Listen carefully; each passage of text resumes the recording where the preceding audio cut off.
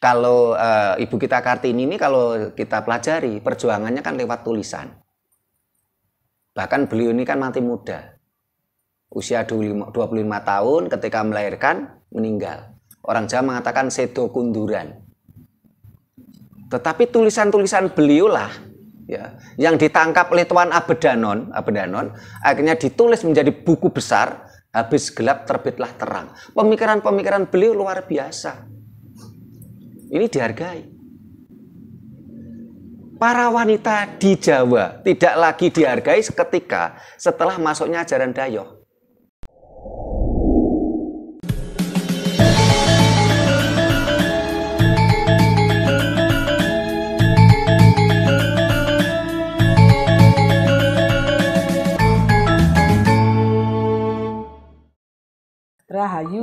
Rahayu Sagung Dumadi. Pemirsa, jumpa lagi dengan saya Bu Nani Mardiati, Koordinator Sanggar Honolaras Kecamatan Pakisaji, Kabupaten Malang. Kali ini saya ada di Wanita Bersanggul Indonesia yang akan mengadakan giat sarasehan budaya, yaitu Wanita Bersanggul dengan tema ajaran leluhur Nusantara memuliakan wanita, bersama narasumber kita yang sudah tidak asing lagi, yaitu Bapak Sutrimo Rekso Budoyo, yang sudah tidak asing bagi kita. Beliau adalah Ketua Yayasan Raket Prasojo, yaitu Komunitas Kebangkitan Nusantara. Untuk itu akan saya sapa beliaunya, dan nanti selanjutnya waktu akan saya serahkan pada beliau. Rahayu Bu Nani, Rahayu Raden Tumenggung, Nani Mardiati. Ngapunten, matur nuwun sanget Rahayu. Untuk kesekian kalinya kita berjumpa lagi, dan ibu-ibu sepertinya sudah tidak merasa asing dengan adanya kita saling komunikasi melalui sarasehan ini, membuat kita semakin akrab dan tercerahkan. Kemarin-kemarin yang lalu itu yang kita ada di Wanita Bersanggul Jati Diri Nusantara itu sudah meluncur berkat Raket Prasojo juga. Untuk itu, untuk kesekian kalinya kami meminta penjelasan lagi untuk memberikan semacam wejangan atau pengetahuan atau wawasan apa sih yang dimaksud dengan ajaran leluhur Nusantara memuliakan wanita itu seperti apa? Monggo Kanjeng diutarakan. Terima kasih Bu Nani. Rahayu ibu-ibu Wanita Bersanggul Indonesia Malang Raya, ini pengurus Malang Raya. Nah, bagi para pemirsa, karena apa yang saya sampaikan ini kan seperti berseri ya, saling keterkaitan, sehingga bagi yang baru nyimak kegiatan di Wanita Bersanggul Indonesia dengan mendatangkan saya, itu diharapkan menyimak video yang lama. Bagaimana saya menjelaskan tahapan mulai dari wadon, terus setelah wadon estri, setelah estri itu perempuan, setelah itu wanita. Karena di dalam sastra Jawa, di dalam ajaran Jawa ini memiliki makna yang berbeda-beda gitu. Sehingga kalau tema kita ajaran Jawa atau ajaran Nusantara memuliakan wanita, karena memang wanita sosok yang mulia gitu loh. Nah, di sini kita mengangkat tema ajaran Jawa memuliakan wanita. Nah, supaya kita tahu ya, kalau ajaran Jawa memuliakan wanita, tentunya juga kita ada sedikit pembanding dari ajaran-ajaran lain. Tetapi bukan berarti kita mau menjelek-jelekan ajaran lain. Hanya sebagai pembanding saja. Itu pun kita sepil sedikit, tidak kita jelaskan rinci. Nah, ajaran-ajaran lain, terutama ajaran-ajaran Dayoh yang saat ini diyakini oleh bangsa Indonesia, ini cenderung maskulin. ajarannya maskulin, bahkan Tuhannya pun berkarakter maskulin, berkarakter laki-laki. Mulai dari ajaran yang memiliki Tuhan three boy handsome, 3 laki-laki ganteng. Ada yang ajaran yang Tuhannya itu laki-laki yang ganteng bercambang. Terus ada yang ajaran yang Tuhannya itu pecemburu, sangat maskulin sekali. Ajarannya pecemburu, pokoknya tidak ada laki-laki lain di sini kecuali saya. Ajaran pecemburu. Bahkan di dalam kitab suci dari ajaran-ajaran tadi, itu tidak ada satupun ayat yang bicara kepentingan perempuan. Apalagi bicara wanita, wong bicara perempuan aja, kepentingan perempuan aja enggak ada. Padahal barangkali supaya nyambung saya sepil sedikit ya. Jadi tentang perbedaan wadon, estri, perempuan, terus wanita. Ya. Wadon ini adalah gender. Orang anak dikatakan wadon ya, karena dia punya pawadonan. Ya. Setelah itu estri. Estri itu karena punya keistimewaan 3. Kalau wadon lawannya kan lanang, karena orang punya pelanangan. Terus kalau estri ini lawannya adalah jaler atau jalu. Estri itu 3 hal ya. Seorang estri pasti mengeluarkan 3 hal. Pertama adalah air kencing, yang kedua adalah darah, ya. Yang ketiga adalah sel telur. Dan ini menjadi anak. Ya. Lawan kata dari estri ini jaler atau jalu, sing disejo telu. Jadi kalau seorang lanang yang normal pasti dia jalu. Karena sing disejo telu, siji pangarasan, payudara lan pawadonan. Jaler, jalu kali estri. Setelah itu perempuan. Perempuan dari kata empu. Ini juga bahasa Jawa yang saat ini menjadi bahasa Indonesia. Empu artinya babon. Jadi kalau seorang estri belum bisa dikatakan perempuan kalau dia belum punya anak. Empu ini hasil bahasa Jawa sehingga ibu-ibu paham betul tuh, ono empu kunir, empu empu laos dan sebagainya. Empu itu babonan. Ya. Setelah perempuan, jadi kalau mohon maaf ya bagi wadon ya, atau estri belum punya anak belum bisa dikatakan perempuan. Nah setelah itu yang terakhir itu adalah wanita. Jadi tidak semua perempuan bisa jadi wanita. Tapi kalau wanita ini otomatis perempuan.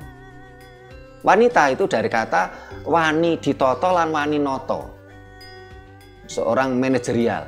Ya. Sehingga kalau kita ingin melihat bagaimana masa depan suatu bangsa, lihatlah para wanita-wanitanya. Bisa nggak perempuan-perempuan dalam suatu bangsa tadi menjadi wanita? Ya. Nah, itu sedikit supaya nanti nyambung. Nah, kembali ke ajaran Jawa memuliakan wanita. Nanti kita harapkan ada kondotakon seperti kemarin ya. Karena kami adalah Yayasan Raket Prasojo, ini lembaga pengkajian, pelestarian dan pengembangan budaya Nusantara. Kita bentuknya kajian. Kita memiliki konsep kondotakon, bukan tanya jawab. Kalau konsep tanya jawab, ini seolah-olah jenengan ki bodho kabeh, sing pinter aku. Penjenengan tanya saya harus jawab. Tapi kalau konsep Raket Prasojo tidak tanya jawab, itu kondotakon. Kayak kemarin Nun Sewu Bu Jaksa ini kan kemarin kondo menyampaikan, oh ternyata keilmuan beliau luar biasa. Ada beberapa keilmuan beliau yang saya nggak ngerti gitu loh. Nah inilah namanya kondotakon. Tapi kalau tanya jawab, wah ini kan ada yang direndahkan, ada yang ditinggikan gitu loh. Padahal orang jadi pembicara itu kan belum tentu pinter segalanya gitu loh. Karena orang tua kita dulu mengatakan apa? Nun sewu, sak ayu-ayune jenengan kabeh iku nggembol tai. Nek wis gak nggembol tai kan jenengan wis dudu nun sewu dudu menungso gitu loh. Dalam artian apa? Setiap orang memiliki kelebihan dan pasti memiliki kekurangan. Nah, kembali ke ajaran Jawa memuliakan wanita. Ketika ajaran-ajaran lain cenderung maskulin, ya. Bahkan Tuhannya pun berkarakter maskulin. Ya. Bahkan ada ajaran yang menjanjikan laki-laki nanti dapat bidadari 72. Tapi ada nggak yang bertanya, kalau laki-laki dapat bidadari 72, perempuannya dapat apa gitu? Ini kan sangat maskulin sekali. Nah, ternyata setelah dipelajari lebih lanjut, sang inspirator ajaran tadi ini pernah jadi istri. Ikatan suami takut istri. Karena kalah sugih, kalah kaya gitu loh. Nah, sehingga dia berimajinasi nanti kalau mati dilayani bidadari banyak gitu loh. Nah, kalau di dalam ajaran Jawa ini ajarannya memuliakan wanita. Satu, seorang perempuan ini di dalam ajaran Jawa pasti menjadi seorang nabi. Nabi ini juga bahasa Jawa. Saya tidak ingin menyentuh ranah agama apapun, apalagi ajaran Dayoh, takut ada yang baper. Nabi ini bahasa Jawa kuno, artinya apa? Nabi artinya adalah pusar. Jadi kalau jenengan-jenengan itu sudah punya anak, jenengan adalah nabi. Nabinya siapa? Nabinya putra-putrane jenengan. Kalau jenengan belum punya anak, jenengan tidak bisa dikatakan nabi. Nabi itu artinya pusar. Ya. Jadi kalau ada pertanyaan, siapa nabimu? Ya ibu kandungku. Ini nyata. Karena kita semua tidak mungkin ada di dunia ini tanpa nabi kita, tanpa ibu kandung kita. Contoh ini seperti Bu Wati ini nabi untuk anak-anaknya, sehingga ketika saya mendengarkan cerita Bu Wati ini dimuliakan oleh anak-anaknya, ya memang harus begitu. Karena tidak ada satupun manusia di muka bumi ini yang lahir di muka bumi ini tanpa nabi, tanpa ibu kandungnya. Jadi wanita di ajaran Jawa itu sangat mulia. Bahkan mohon maaf, ketika seorang jalu ya, ini harus menjadi seorang pria untuk mendapatkan wanita. Pria adalah bukan sekedar dia punya kelelakian. Pria adalah laki-laki yang dewasa. Dewasa bukan dalam artian umur, tapi dewasa dalam artian psikis, kejiwaan. Kalau di dalam ajaran lain, untuk mendapatkan perempuan, ini harus beli. Ini masyarakat kita banyak yang melakukan itu tapi nggak sadar. Dan anehnya perempuan begitu bangganya dibeli. Aku terima. Contoh nih Pak Giono sama Bu Nani. Aku terima Nani dengan harga 100.000 tunai. Sah. Lo dibeli lo seneng gitu loh. Kok murah? Kok murah men? Taruhlah 1 juta itu tetap murah. Anak orang tuanya mulai melahirkan sampai sarjana itu loh nggak cukup 100 juta. Kok dibeli 100.000? Sah, orang seneng, si perempuannya seneng. Kalau laki-lakinya seneng ya wajar dong, dia dapat perempuan murah. Ya. Ini banyak masyarakat kita melakukan itu tapi nggak sadar kalau itu merendahkan perempuan. Jadi perempuan-perempuan di kelompok itu tidak mungkin jadi wanita karena tidak dimuliakan.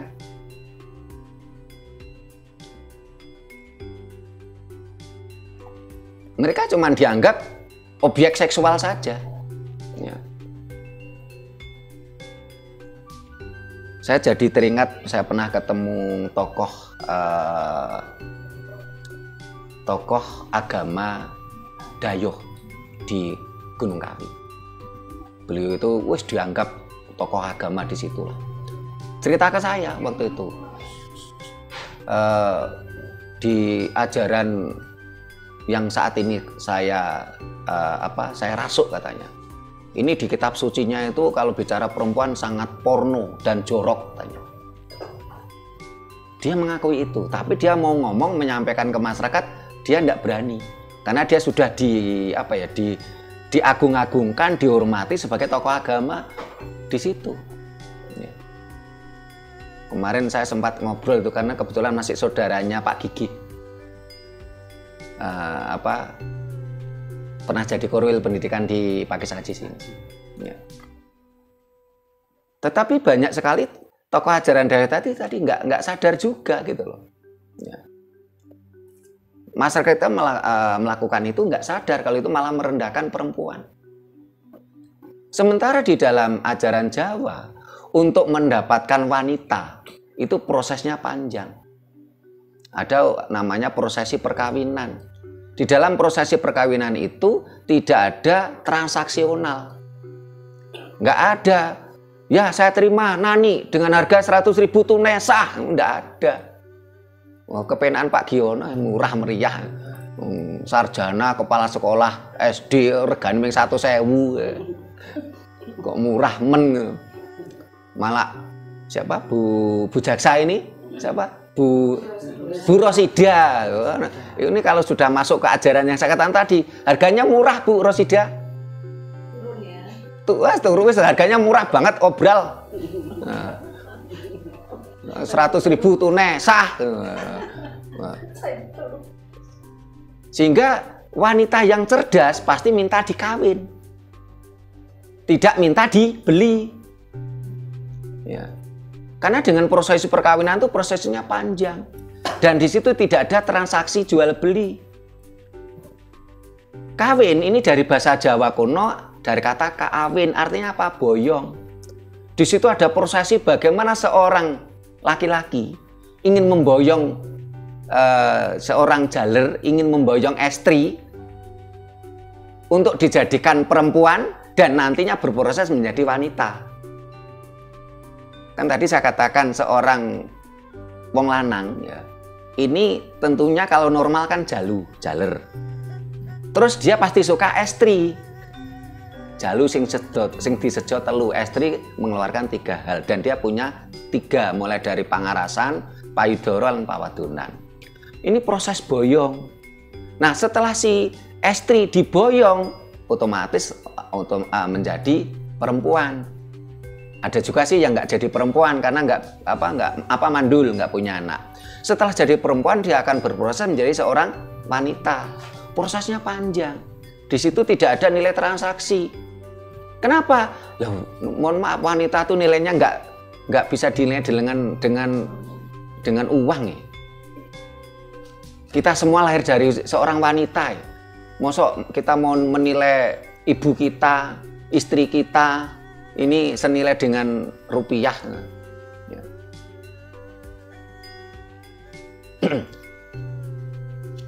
Jadi ajaran Jawa ini sangat memuliakan wanita.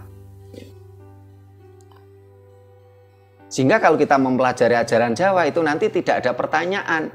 Loh kalau laki-laki dapat 72 bidadari terus wanita dapat apa? Nggak akan ada pertanyaan itu. Kenapa? Karena di dalam ajaran Jawa ketika bicara pasca kematian, sukmo iki ora lanang ora wadon. Menjadikan lanang lan wadon itu kan ketika kita ini punya raga. Saya, Mas Puji ini dikatakan lanang kan mergane duwe pelanangan. Ini bukan kita bicara porno, ini adalah ilmu pengetahuan. Penjenengan wanita bersanggul itu dikatakan wanita karena punya kewanitaan. Karena ada raga. Tapi setelah kurungannya jebol, ya raga kita ini sudah nggak bisa dipakai, ya. Sukmo sejati kita ini kan keluar dari raga kita, tentunya sudah tidak lagi bicara wanita dan laki-laki, tidak bicara perempuan dan laki-laki. Karena kita menjadi sebuah energi. Nah, saat ini energi tadi seharusnya kemana? Energi tadi seharusnya kembali ke maha energi. kurungane manuk jebol ya kurungane ditinggal. Tetapi kalau ajaran Dayo, kita di dogma, ketika kurungane manuk jebol, manuk awake dhewe atau sukmane awake dhewe ini nunggoni kurungan ngenteni Armageddon. Nah, Armageddon ini juga nggak jelas kapan. Ya. Kita menjadi penghuni ngenteni ngenteni di kuburan tadi gitu loh. Ya. Akhirnya terjebak di situ. Jadi di dalam ajaran Jawa benar-benar memuliakan wanita. Pertanyaannya, jenengan-jenengan dan para pemirsa terutama yang perempuan, Anda pingin dimuliakan ataukah Anda pingin direndahkan dengan dinilai uang? Silakan jawab di hati nuraninya. Silakan komentar di kolom komentar. Nah, ini supaya ada kondo takon ya. Sebelum saya lanjutkan, ini kondo takon, monggo Bu Nani dipandu. Siapa dulu yang mau kondo takon? Rahayu. Rahayu. Nggih, Rahayu. Rahayu ibu-ibu semuanya. Nggih, matur nuwun sanget. Sampun pikantuk pencerahan. Wejangan ataupun tambahan wawasan saking Kanjeng Trimo terkait dengan tema. Tema hari ini yang kita ingin mengangkat tema memuliakan wanita. Dari sejak zaman leluhur sampai kemungkinan sampai masa kini ya. Yang tentu saja menjadi satu harapan atau keinginan kita semuanya.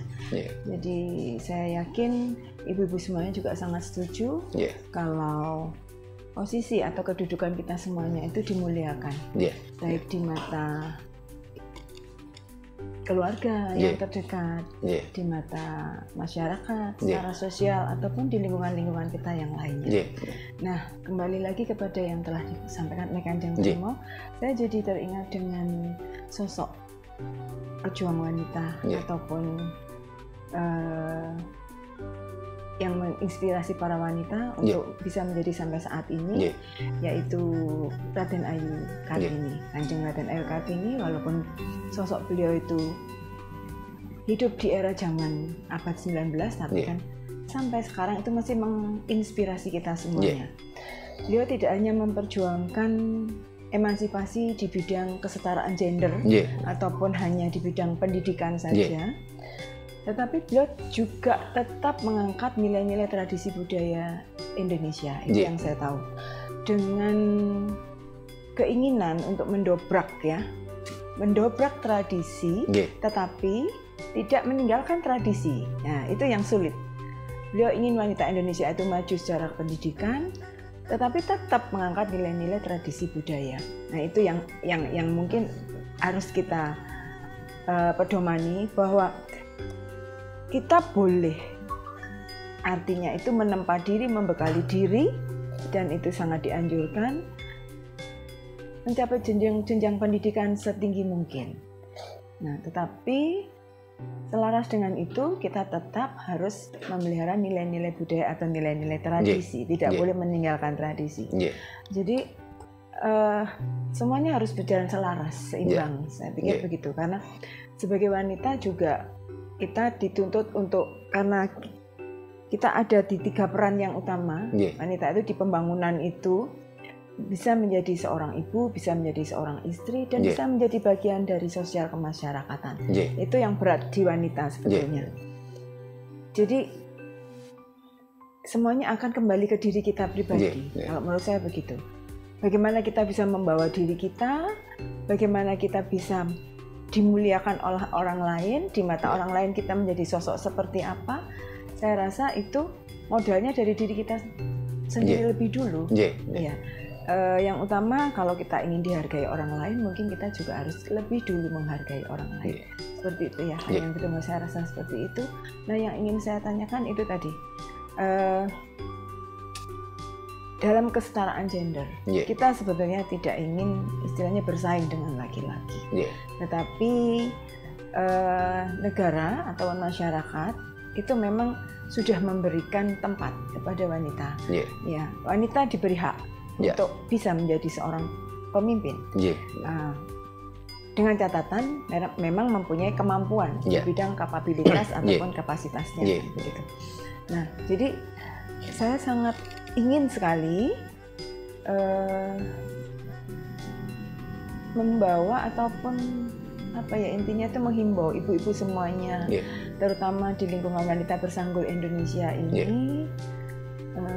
Saya rasa semuanya sudah menjadi pimpinan di keluarga masing-masing tentunya Lebih-lebih lagi nanti kita kemudian kalau kita punya komunitas ataupun kita punya kegiatan sosial, kita bisa menjadi influencer bahasa sekarangnya begitu Kita bisa menjadi penggerak ataupun memotivasi teman-teman yang lain. Salah satunya sekarang mungkin kita berbicara dengan identitas kita aja lah dulu Kita membawa identitas wanita bersanggul Indonesia. Jadi bagaimana caranya kita ingin menggerakkan para wanita ini tetap mengangkat nilai-nilai budaya, nilai-nilai tradisi yang ada, yaitu dengan berkebaya dan bersanggul, tentunya dengan memberi contoh dari diri kita lebih dulu. Itu karena bagaimanapun juga kalau kita lihat secara fisik mengenakan kebaya itu pasti akan kelihatan lebih nilai plusnya itu lebih bertambah, anggunnya bertambah, luasnya bertambah. Tentu orang akan lebih respect kepada orang yang wanita-wanita yang berkebaya, apalagi kalau mengenakan sanggul. Seperti itu ya Bu ya. Di antaranya sih saya rasa seperti itu ya. Kalau dari sisi perkumpulan kita ini Bunda kita ingin dimuliakan dari sisi bagaimana kita membawa diri kita, bagaimana kemudian untuk menata busana juga nanti mungkin ke depannya seperti tadi Ibu Nani sudah memberikan tambahan ilmu, sudah memberikan tutorial berjari menggunakan kain panjang. Nanti mungkin ke depan akan ada tutorial yang lain lagi Bu Nani supaya lebih menyempurnakan penampilan kita sehingga lebih enak, lebih sedap dipandang, lebih luas. Itu mungkin bagian daripada memuliakan itu tadi. Kalau mengenai harga yang seperti tadi Kanjeng Tri mau sampaikan,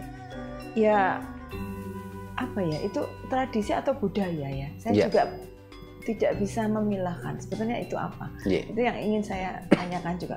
Karena memang ada, kalau kita akan langsungkan pernikahan kan ada prosesi lamaran. Nah, didahului dengan prosesi lamaran. Nah, dalam prosesi lamaran itu sendiri seperti itu. Ada mahar yang disampaikan. Apakah itu merupakan yang disebut tadi membeli tadi? Kalau memang tidak harus seperti itu, apakah tiba-tiba ujuk-ujuk moro-moro sudah diresmikan saja di depan penghulu atau seperti itu supaya tidak terkesan dibeli. Itu maksud saya. Bagaimana kira-kira itu Kanjeng Tri? Saya rasa itu dulu cukup sekian dari saya, kurang dan lebihnya saya mohon maaf. Terima kasih. Rahayu. Monggo dua orang sekalian. Apa Bu Titi yang nembe ikut sekali. Bu Lydia mau tanya.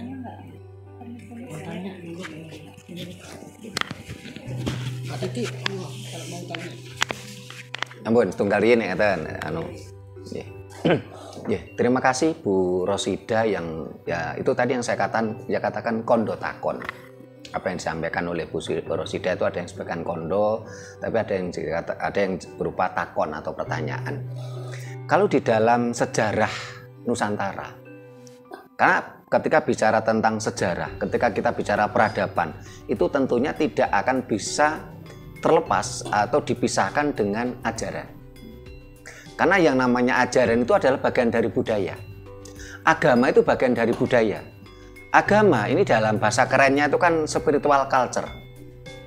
Sehingga kalau kita lihat dari berbagai agama di dunia, semua adalah berkarakter lokal.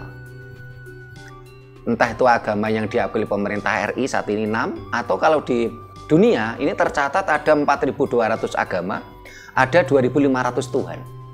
Semua merupakan lokalisme, kepercayaan-kepercayaan lokal. Sehingga kalau kita bicara peradaban Jawa, sejarah Jawa, budaya Jawa, tentu tidak akan terlepas apa itu ajaran Jawa.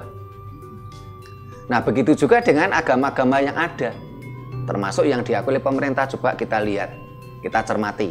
Nama Tuhannya nama lokal. Gitu. Coba agama apa saja, nggak usah sebut merek, nanti ada yang baper. Coba direnungkan aja. Dari 6 agama yang diakui pemerintah itu nama Tuhannya kan nama lokal semua. Nama lokal berasal dari agama tadi berasal. Terus kitab sucinya bahasanya bahasa lokal. Dari mana agama tadi berasal. Ritus-ritusnya merupakan budaya lokal dari mana agama tadi berasal. Semuanya lokal. Memang pemerintah kita ini kalau saya lihat ini belum cerdas. Wong sama-sama lokal, kenapa kok yang diberi kesempatan itu malah ajaran Dayoh? Ajaran leluhur sendiri malah dimatikan. Ini kan pemerintah kita kan durhaka ini pada leluhur ini. Mau jujur, mau ngaku atau tidak loh ya. Nah, ketika kita bicara tentang sejarah peradaban kita, ini kalau mencari tokoh wanita banyak, Bu. Nggak cuman Ibu kita Kartini ya. Karena kalau Ibu kita Kartini ini oleh beberapa orang yang tidak suka budaya Jawa, ini juga menjadi titik celah. Kenapa? Loh, Ibu Kartini aja mau dipoligami kok. Ya. Ini kan menjadi kadang-kala untuk yang tidak suka, ini kan menjadi celah untuk menyerang gitu loh. Padahal poligami Jawa dengan poligami gaya ajaran Dayoh itu sangat berbeda. Kalau kita dengarkan ceramah-ceramah agama, ceramah-ceramah tokoh agama Dayoh, ya di medsos banyak tuh itu. Seorang laki-laki, seorang wanita pria untuk berpoligami itu tidak perlu izin istri tua. Mereka bisa nikah sampai arba'ah 4-4. Ya. Tetapi kalau di dalam poligami Jawa atau Rabi Wayuh, ini sangat menghormati wanita juga. Contohnya apa? Ketika Harjuna ya mau menikah dengan Sri Kandi, ini yang tidak tahu wayang biar tahu ya. Harjuna itu kan istrinya 4. Ya, yang pertama tuh Sembodro. Ya. Ketika Harjuna mau menikah dengan Sri Kandi itu melamar ke Sembodro. Kenapa? Karena seorang laki-laki yang sudah punya istri itu yang punya hak itu istrinya. Itu diceritakan di pewayangan. Jadi Sri Kandi itu melamar ke Sembodro. Dapat izin enggak? Tapi kalau dalam ajaran Dayoh kan enggak. Semua semau gue kata si laki-laki gitu loh. Kenapa? Karena dibeli. Yang namanya dibeli kan otomatis kan ya sekehendak yang membeli toh. Bahkan kalau si perempuan tadi melakukan kesalahan menurut perspektif si pria boleh dipukul. Itu di ayat di kitab sucinya ada, boleh dipukul. Sudah dibeli kok. Tapi kalau di ajaran Jawa enggak bisa. Harus dapat izin istri tua. Harus sepengetahuan istri tua. Karena inilah akhirnya diakomodasi Undang-Undang Perkawinan Nomor 1 Tahun 74. Ingat, di dalam Undang-Undang RI ini bukan Undang-Undang pernikahan loh ya. Undang-Undang perkawinan. Karena nikah itu artinya adalah gini, seks intercourse, nikah itu. Kalau kawin tadi sudah saya sampaikan artinya boyong, ada prosesi yang panjang di situ. Tetap dihormati. Nah, Ibu kita Kartini itu memang dipoligami. Karena memang pada waktu itu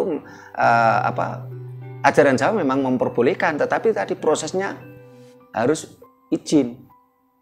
Tidak semau gue gitu loh. Nah,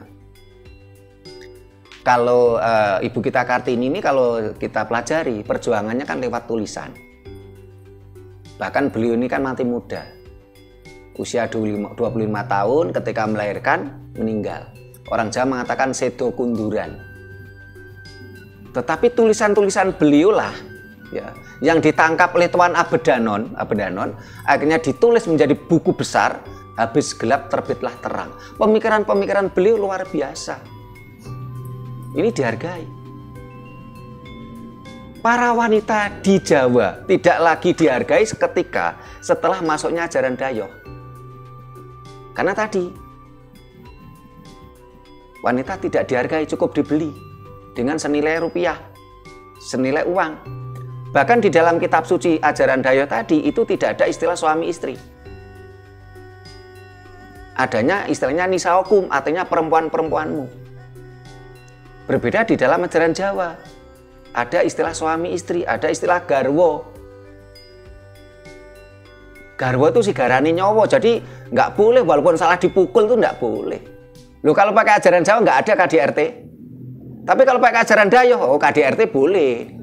Kalau si perempuan melakukan kesalahan menurut perspektif si pria, si laki-laki, boleh dipukul. Jadi bagi orang yang nggak suka budaya Jawa, kadang-kadang kan menyerang budaya Jawa lewat ini. Celahnya lewat Ibu kita Kartini yang katanya mau dipoligami. Dia tidak melihat keistimewaan, kehebatan Ibu kita Kartini yang pemikirannya cemerlang. Nah, ketika kita bicara tokoh wanita banyak, Bu. Kita punya raja perempuan yang luar biasa, pemersatu Nusantara. Sepertiga dunia di bawah kekuasaan beliau. Coba jenengan sebagai wanita, ingat enggak?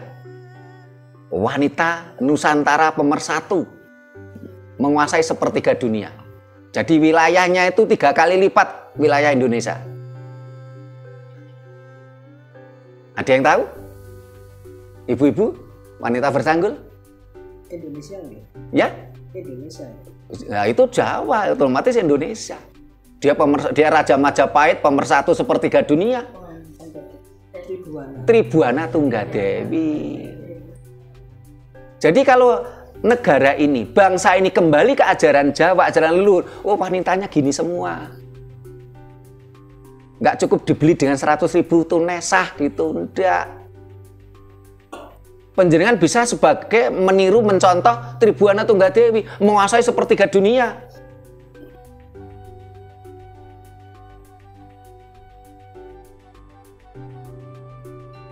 Ada raja lain perempuan sebagai contoh namanya Ratu Suhita, juga raja hebat. Ya. Ada Gayatri itu ibunya Tribuana Tunggadewi. Kalau beliau juga hebat, tetapi kalau kita bicara tentang ilmu tata negara, politik, ilmu strategi perang, penguasaan, Tribuana Tunggadewi jagonya.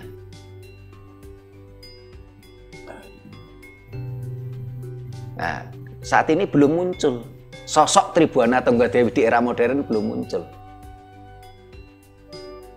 Kita pernah punya pemimpin wanita aja malah jual aset.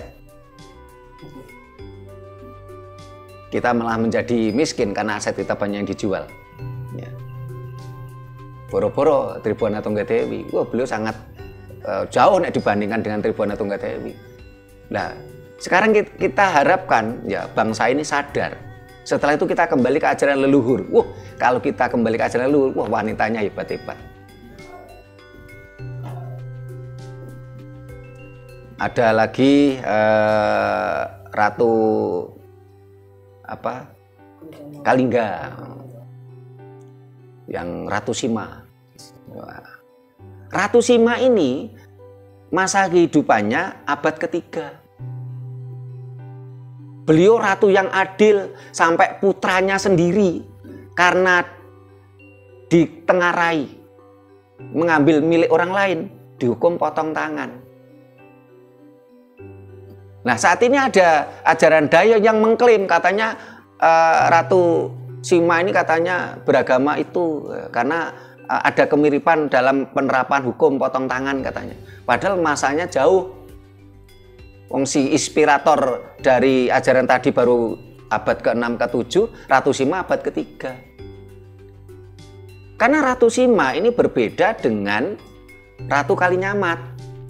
Nah, kalau Ratu Kalinyamat ini hidup pada masa Kerajaan Demak. Ajaran Dayo sudah datang.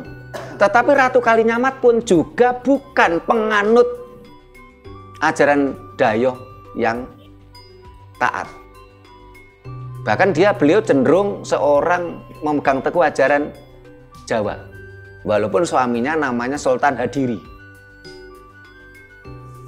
Dan pada waktu itu Sultan Hadiri bersama Sunan Prawoto ini membunuh Pangeran Surawiyoto. Dibunuh di sungai, bapaknya Aryo Penangsang. karena terbunuh di sungai, Pangeran Surawito lebih dikenal dengan nama Pangeran Sekar Sedo Lepen. Ratu Kalinyamat tidak memegang teguh ajaran Dayo. Kenapa? Karena ketika suaminya dibunuh, beliau bertapa di Gunung Muria dengan apa? Topo sinjang rambut. Ajaran Dayo tidak mungkin mengenal ajaran topo sinjang rambut.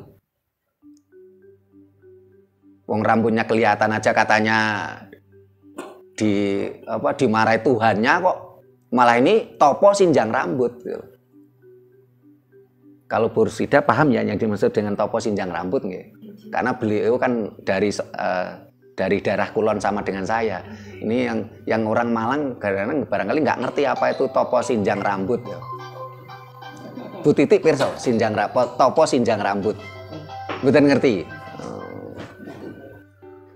Topo sinjang rambut, topo ya tapa, bertapa. Sinjang niku sewek. Rambut ya rambut.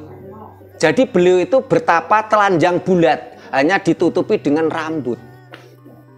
Beliau tidak mau berpakaian sebelum ada orang yang mampu membunuh Aryo Penangsang.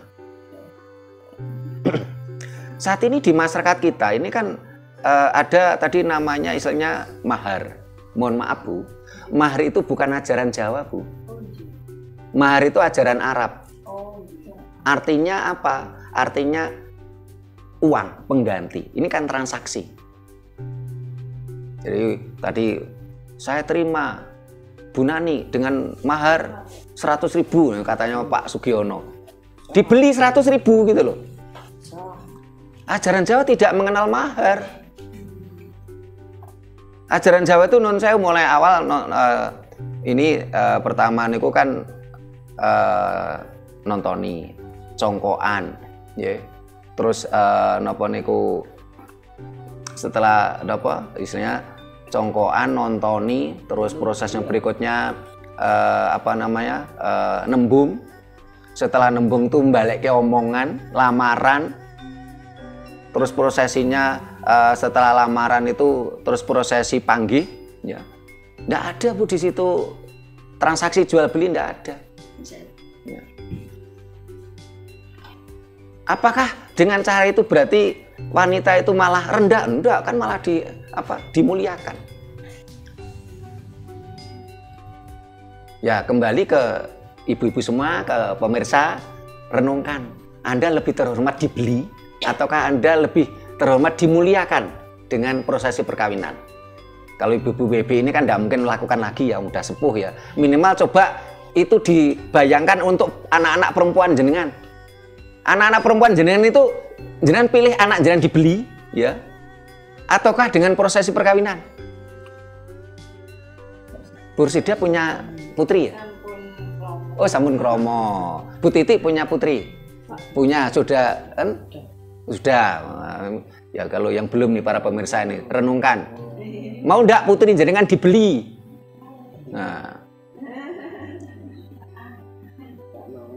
Nah, seharusnya kembali ke ajaran Jawa. Itu sangat memuliakan wanita gitu loh. Bahkan ketika seorang suami ini istilahnya melakukan kekerasan ya, terhadap istrinya, ini nanti kalau keluarga besarnya tidak terima, ini berdampak panjang ya. Tetapi memang di sisi lain, kalau seorang wanita tentunya dia kan sudah wani ditoto, wani noto, sehingga tidak mungkin ada kekerasan. Kalau kita ingin dimuliakan, harus memuliakan ya, memuliakan suami kita ya, memuliakan anak-anak kita, sehingga seorang perempuan dituntut menjadi seorang istri yang baik dan seorang ibu yang baik, seorang nabi yang baik. Barulah nanti kalau kita tidak mampu mendidik anak-anak kita dengan baik ya, jangan harap kita sebagai ibu dimuliakan anak-anaknya. Kan mohon maaf, ada juga seorang perempuan tapi dia tidak mampu jadi wanita. Dikatakan perempuan karena dia melahirkan, empu. Tapi dia belum tentu mampu menjadi wanita. banyak kasus tuh kita lihat di medsos tuh, karena sesuatu hal setelah melahirkan anaknya dibuang, dititipkan ke panti asuhan. Ini kan namanya perempuan tapi bukan wanita. Nah, saya tidak ingin berbicara panjang lebar tentang mahar, itu bukan ajaran kita, itu bukan budaya kita. Kita sangat berharap pemerintah ini sadar kembali ke undang-undang perkawinan. Ya kembali ke undang-undang perkawinan, bukan dengan metode transaksional tadi, dibeli tadi. Ya. Tentunya ini seharusnya yang demo itu para perempuan-perempuan. Saya nggak mau dibeli gitu loh, demo gitu loh. Nah, selama ini malah si perempuannya seneng ya dibeli. Ingat kalau kita lihat di Arab Saudi, di Irak, ya, di Iran, yang demo kan malah wanita-wanita itu. Sehingga dulunya Arab Saudi itu betul-betul sangat tidak menghormati perempuan. Saat ini oleh Pangeran MBR Muhammad Salman ya. Ini kan dibuka peluang saat ini. Loh, kalau di Arab saja sadar kalau itu salah, loh, kenapa kita malah ingin meniru yang salah gitu loh. Sampun nggih Bursida nggih, semua sudah saya tanggapi nggih. Nggih, ada lagi monggo. Tambah lagi kondo takon monggo. Nggih, monggo Bu Wati nggih. Nggih. Apa artinya kebahagiaan? Yeah. Apa artinya kebahagiaan? Apa artinya kebahagiaan?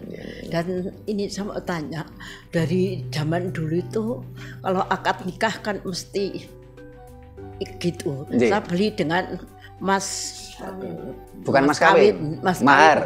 Mas kawin gitu. itu bukan mahar. Ya. Ya. Mas kalau nikah kan mesti ada gitunya. Tapi kenapa kalau itu tidak benar kan kok tidak dilarang atau dari gitu? Ya itu maksudnya gimana? Tapi rata-rata kan semuanya pakai seperti itu. Makasih. Terima kasih Bu Wati. Ada lagi sekalian Bu Titi? Boten. Oh jenengan, monggo. Pakai mic kersanya masuk. Ya, tadi wanita itu memang katanya dimuliakan ya. Tapi di dalam kehidupan keluarga ya wanita itu ada juga. Ini merupakan satu pertanyaan. Mengenai tanggung jawab. Tanggung jawab dalam keluarga itu katanya suami ya sebagai kepala keluarga. Tapi ada kalanya yang istri itu seperti kepala keluarga, karena mungkin suami itu kurang juga menghargai wanita itu tadi, dalam arti seperti nafkah gitu ya, nafkah itu seolah-olah gue tak nafkahi ini ya cukup gak cukup justiku, katanya seperti itu. Tapi kan fleksibel ya dalam keluarga itu. Tapi ada kalanya yang mereka akhirnya wis laki-laki itu memberi setiap hari, ternyata mereka nggak mampu. Akhirnya kan juga dikembalikan kepada wanita itu tadi gitu ya. Nah, dalam hal ini sebenarnya posisi laki-laki ini bagaimana terhadap di dalam keluarga ini gitu. Padahal istilahnya wanitanya juga tidak hanya sekedar menerima nafkah dari laki-laki, tapi wanita ini juga berupaya untuk mencukupi dengan upaya melakukan segala sesuatu, mungkin jualan atau apa ya, berupaya ya seperti itu. Tapi tetap aja dipersalahkan. Bagaimana? Terima kasih Bu Sinten? Bu Lydia. Bu Lydia, makasih ya. Ke Bu Wati dulu. Apa sih yang dimaksud dengan kebahagiaan? Ini sebenarnya beda tema, tapi saya sepil sedikit ya. Saya jadi teringat, saya pernah punya temen itu keturunan Arab yang melakukan pencarian spiritual. Dia datangi berbagai tokoh agama, ini tidak mampu memberikan jawaban yang memuaskan dia. Terus akhirnya dia ketemu saya karena waktu itu dia mendengarkan ceramah saya di radio. Di situ dalam dialog kami, apa sih sebenarnya yang dicari manusia? Nah,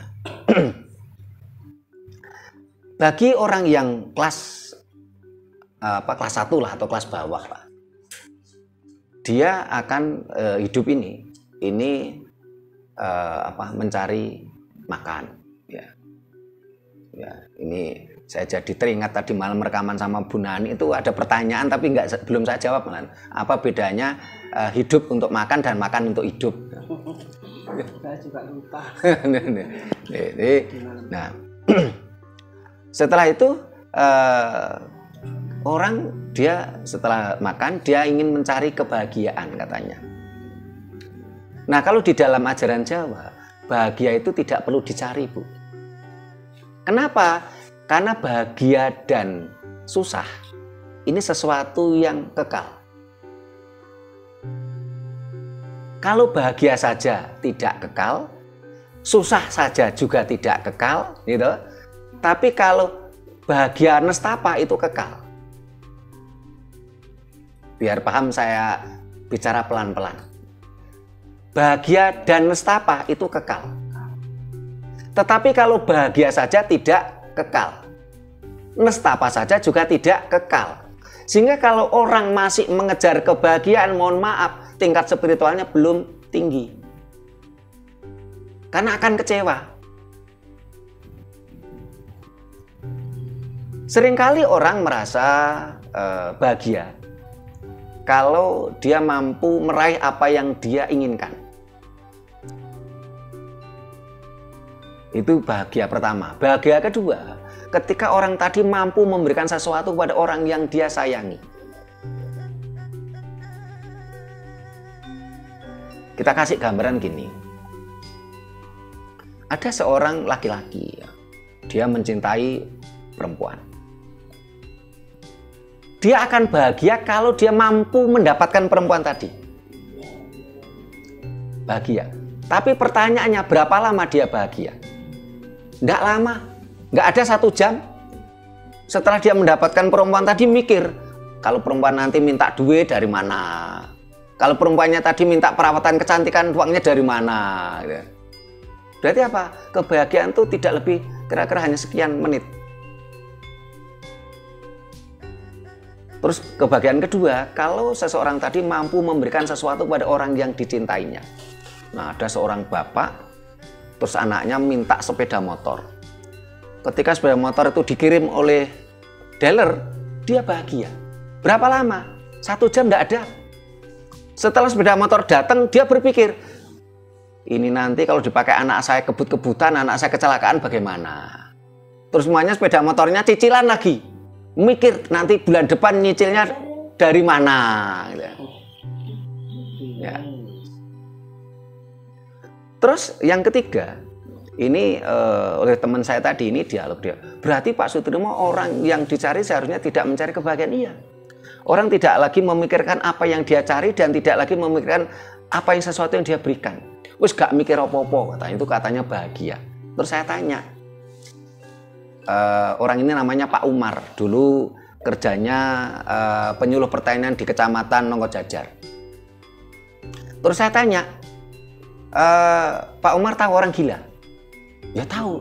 Orang gila tuh tidak mikir apa-apa, tidak mikir apa yang akan datang, tidak mikir yang lalu. Apakah orang gila itu bahagia? Saya tanya gitu.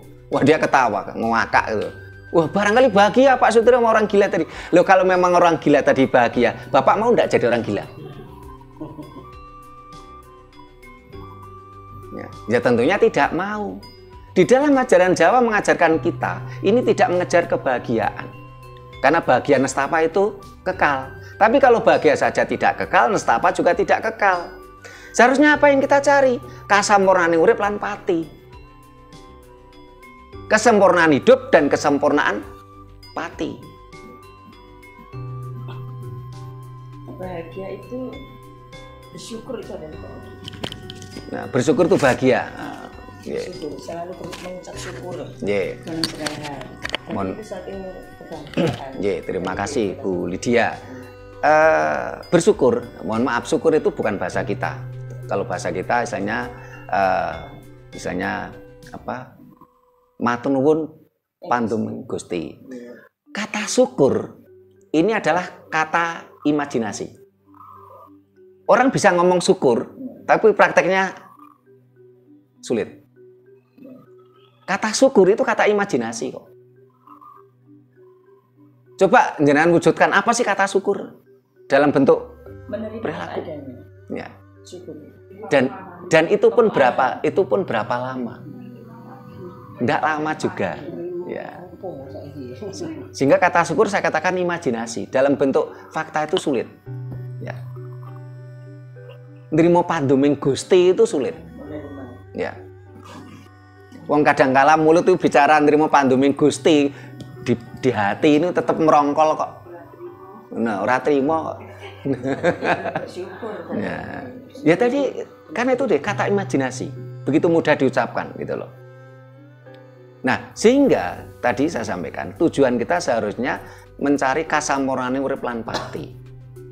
Nah, bagaimana untuk ke sana? Ini terkait dengan nanti adalah istilahnya bentuk nyata dari program tujuan bahagia. Dengan cara apa?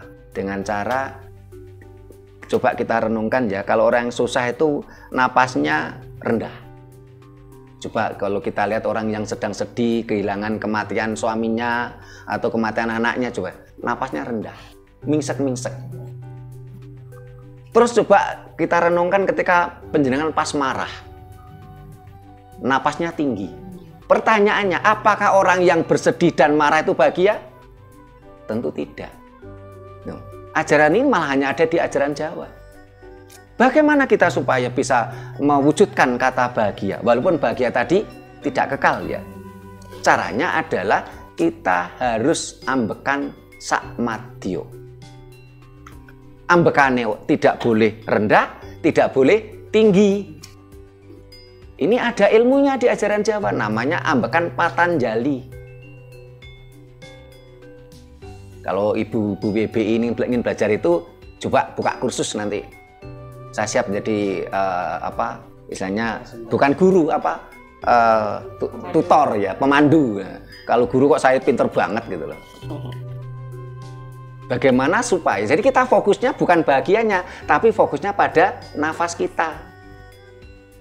Kita belajar nafas, nufus, tanapas. Nafas adalah ambekan sing tumoto, nufus adalah ambekan sing alus, tanapas adalah seolah-olah tidak bernapas. Ngelakoni mati sakjroning urip. Larinya adalah manunggaling kawula Gusti. Ini gampang diucapke, tapi juga sulit untuk dipraktekkan gitu loh. Untuk belajar ini aja tingkat dasar saja paling nggak butuh waktu 6 bulan minimal. Dengan pertemuan 1 minggu sekali. Jadi ngaten nggih Bu Wati ya. Jadi paling nggak merubah cara pandang Bu Wati, jangan mengejar kebahagiaan. Karena bahagia nestapa itu kekal. Nanti belajar ambekan. Ya. Nanti belajar bagaimana kasampurnane urip lan pati. Ya.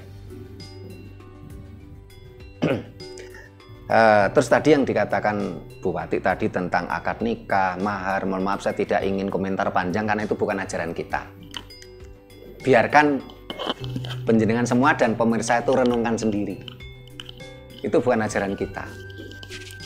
Itu ajaran lokal dari sana. Ajaran lokal, sama-sama lokalisme. Ya. Dari impor katanya Bu Lydia. Kalau istilah kami dayoh gitu loh.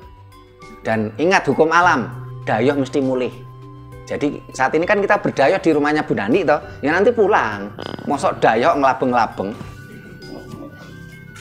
Malah merintah sing di omah pisan. Kon nyiapi maem, kon nyiapi banyu adus ya, sing di omah dadi budak. Kok gelem eram sing di omah ngono lho. Itulah kondisi bangsa kita saat ini. Sehingga salah satu tujuan besar kita adalah mencerdaskan, menyadarkan, mencerahkan bangsa ini. Supaya benar-benar menjadi merdeka jiwa raga. Itu tujuan utama kita. Terus ke Bu Lydia. Bagaimana kalau misalnya seorang wanita terus pria, soal tanggung jawab ya. Tadi saya katakan, tidak semua perempuan bisa menjadi wanita, Bu. Tidak semua laki-laki bisa menjadi pria. Kalau sudah menjadi pria dan wanita, tentunya tidak akan ada problem. Sehingga di sini adalah pembelajaran tentang psikologi kesiapan. Bagaimana perempuan menjadi wanita, bagaimana seorang laki-laki menjadi pria.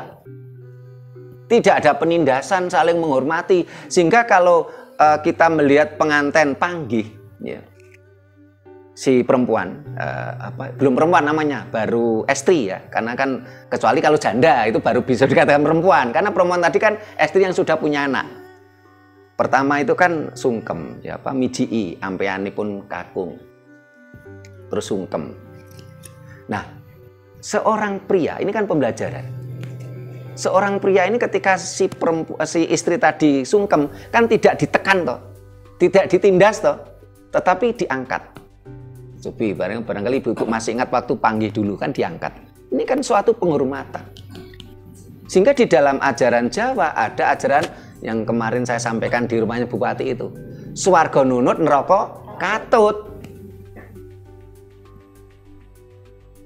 Ini bagi orang yang tidak ngerti sastra Jawa juga dibully. Padahal ini adalah filosofinya sangat luar biasa, memuliakan wanita juga. Wanita itu adalah ya, swarga nunut neraka katut. Dan ini memuliakan wanita. Kenapa? Nah, ini saya spill sedikit, kalau penasaran ya simak video yang kemarin. Swarga nunut neraka katut. Ini wanita itu swarga nunut neraka katut. Swarga nunut. Ya. Nunut itu kesengajaan. Jadi nunut itu kesengajaan, tidak ada namanya nunut atau nggak sengaja, itu tidak mungkin gitu loh. Sehingga ketika seorang pria mengalami kejayaan, ya, surga itu kan gambaran kejayaan, kemakmuran, kesejahteraan toh. Wanita ini punya hak kuat nunut. Nunut itu sengaja. Tapi ketika si pria sedang mengalami kesengsaraan, ya, umpamanya usahanya bangkrut, ya, atau dia sakit berkepanjangan. Nah, si wanita ini kan katut. Katut itu sesuatu yang tidak sengaja. Kemarin kan sampai saya praktekkan, kemarin saya pinjam bolpennya siapa kemarin? Oh, bolpennya Bu Rosida ya. Saya contoh. Nah, saya pinjam bolpen. Nah, karena lupa, katut saya bawa. Nah, katut itu kan nggak sengaja. Kalau nunut itu sengaja. Sehingga ketika bicara tanggung jawab, ketika sudah fasenya pria wanita sudah tidak ada problem. Tetapi ada problem itu ketika masih tarafnya masih perempuan dan laki-laki. Karena kalau wanita dan pria itu kan sudah saling berbagi, saling mengisi. Karena kenapa? Karena pasangan pria wanita tentunya, mohon maaf, si pria sak ganteng-gantengnya yang gembol tai, si wanita sak ayu-ayune yang gembol tai. Semua punya kelebihan, semua punya kekurangan. Saling melengkapi, nyaman. Tidak akan ada problem soal ekonomi. Walaupun mohon maaf, mamanya ada sang pria ini karena sakit keras berkepanjangan, si wanita pun juga nggak berkeluh kesah gitu loh. Dia menerima limpahan tanggung jawab dengan rilo legowo. Ya. Nah, kalau mohon maaf ini ada sedang rame ini di medsos ya. Ada seorang perempuan, tidak perlu saya sebut namanya. Suaminya jenderal. Nah, tidak tahu problem rumah tangga mereka, akhirnya si suami ini kena kasus pidana korupsi sehingga dihukum 4 tahun. Karena si perempuan ini belum mampu menjadi wanita, ketika si pria tadi masuk penjara dia gugat cerai. Inilah namanya perempuan tapi belum wanita. Saya nggak perlu sebut namanya, ini tokoh cukup dikenal di negara kita. Kenapa si pria ketika sedang mengalami neraka, ini perempuan belum mampu menjadi wanita? Banyak tuh perempuan yang seperti itu, termasuk ada penyanyi dangdut itu, laki-laki prianya itu anggota dewan DPR, kena kasus korupsi, Padahal ketika si pria tadi korupsi tentunya uangnya juga ikut makan loh si perempuan tadi. Nggak mungkin tidak toh. Kadang-kadang perempuan tadi kan minta ini, minta ini, minta ini, minta ini. Akhirnya kan si prianya kan bingung bagaimana caranya dapat duit gitu loh. Itu kalau saya jadi burusida, jadi jaksa, istrinya juga saya tuntut itu. Karena ambil bagian dalam korupsi itu. Ikut menikmati. Seperti yang timah apa? Oh ya. Padahal hasilnya sendiri ya. Dikatut Pak. Tapi saat ini kan yang cenderung yang menerima neraka kan cuma prianya saja. Si perempuannya kan tidak mampu menjadi wanita. Kalau mendingan nggak gugat cerai. Tapi kadang-kadang kan gugat cerai. Nah, yang saya salut itu mohon maaf istrinya siapa Bu Rosida yang kemarin jadi ketua KPK. Ini kan suaminya diterpa katanya pelecehan seksual ya kata, oh, tapi si perempuannya kan benar-benar menjadi seorang wanita. Ya Asari, Antasari. Nah, ini salut saya bahas sama istri beliau. Padahal Pak Antasari kan di fitnah macam-macam itu. Istrinya benar-benar wanita itu. Padahal ternyata saat ini kan terbuka, oh ternyata ada masalah politik. Nah, sesuatu perkara kalau sudah dipolitisasi kan memang akhirnya berubah-ubah. Ya. Tapi saya salut, saya tidak ingin komentar kasusnya Pak Antasari, tapi saya komentar istri beliau adalah seorang wanita. Benar-benar swarga nunut neraka katut gitu loh. Sangat berbeda yang satu tadi gitu loh. Setelah suaminya didok masuk penjara karena korupsi, dia gugat cerai. Nah, ini kalau saya jadi jaksanya, ini si istrinya juga saya tuntut ini burusida karena dia ikut menikmati ya. Ya, ada lagi. Sampun. Ya, udah terima kasih banyak kita kondo takonnya ya. Akhirnya kita semua menjadi tahu kalau ajaran Jawa memuliakan wanita. Sangat berbeda dengan ajaran Dayoh atau katanya Bu Lydia tadi ajaran impor. Ya. Cuman sayangnya masyarakat kita, bangsa kita banyak yang nggak sadar. Bahkan perempuan-perempuannya tidak sadar kalau dilecehkan dan direndahkan. Ya. Mudah-mudahan apa yang kita sampaikan mampu memberikan pencerahan, penyadaran, ya, supaya bangsa ini benar-benar merdeka jiwa raga. Karena bagaimana masa depan bangsa kita itu ada pada para wanita. Mudah-mudahan banyak perempuan-perempuan Indonesia itu menjadi wanita, nggak cuman berhenti menjadi perempuan saja. Bila mana ada kata-kata kami yang kurang berkenan, tata kerama kami yang kurang memadai, kami mohon maaf. Terima kasih. Saya sampaikan kembali kepada Ibu pembawa acara Bu Nani. Rahayu. Pemirsa, demikian tadi edaran dari Bapak Sutrimo Reksobudoyo yang mana sudah diterangkan ajaran Nusantara memuliakan wanita. Nah, sebelum kita tutup akan saya dengarkan suara dari Bu Titik, suara emasnya untuk menembang suatu lagu maupun mocopat. Rahayu. Rahayu. Badhe mocopat dandang gula nggih. Ana kidung romaksa ing wengi teka hayu lopota ing lara lopota bilahi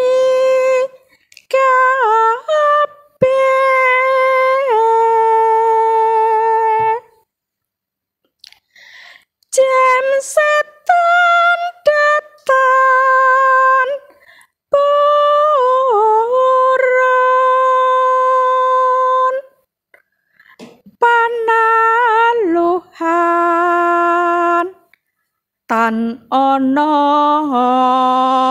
wani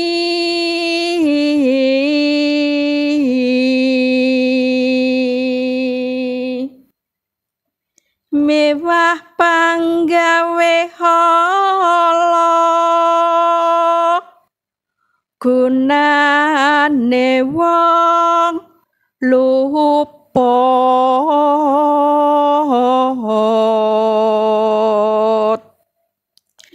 geni atemahan tirta maling adoh tan ana mrak-mring mami tujuh gunapan sirna.